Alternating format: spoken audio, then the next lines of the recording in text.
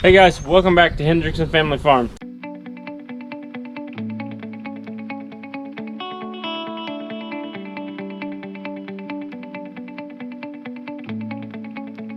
Today we have to work on my wife's 2013 Dodge Journey. It's misfiring on cylinder 3. It started doing it, I think it was last Thursday, and today's the only day that I've had a chance to really mess with it.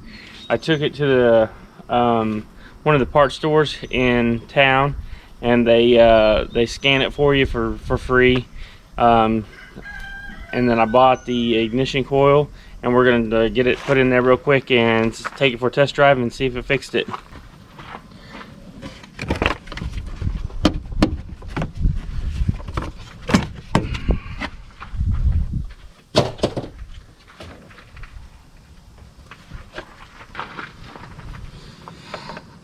So what you need to take it off, it's a T30. It's a Torx bit.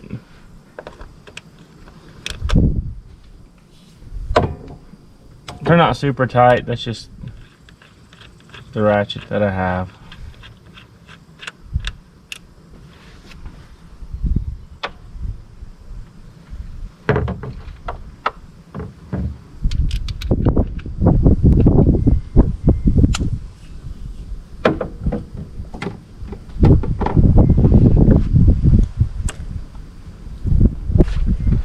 Gotta get my pig. I got one over here.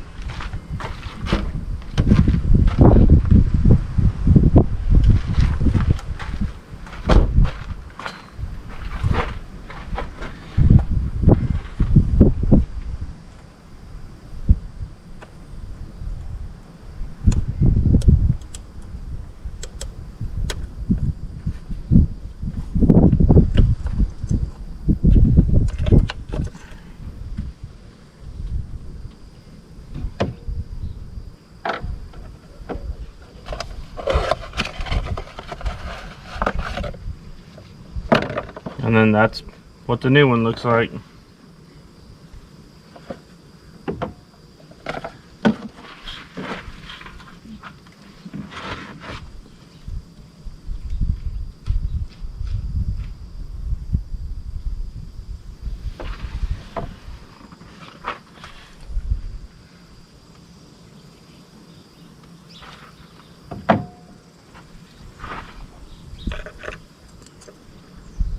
Well, while we get that off, I'm gonna check something else.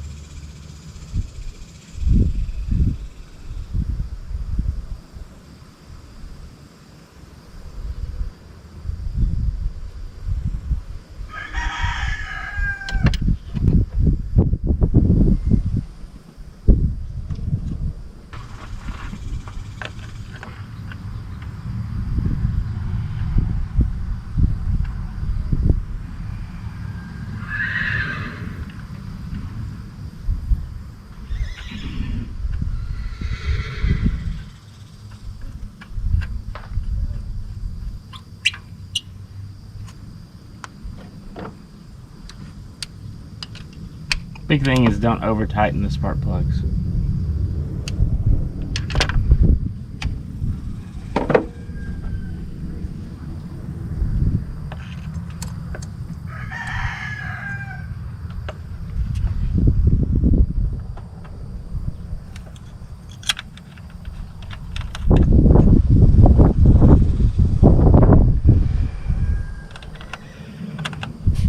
And then take your T20, tighten your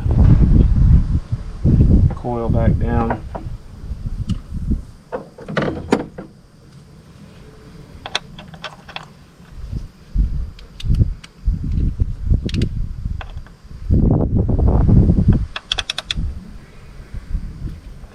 Those aren't super tight. They're just, it's just a screw that gets set into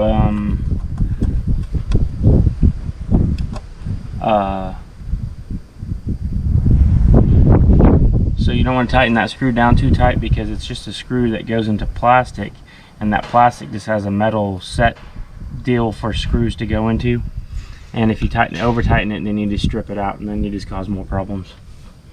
So now we'll go give it a test drive and see if we did any good.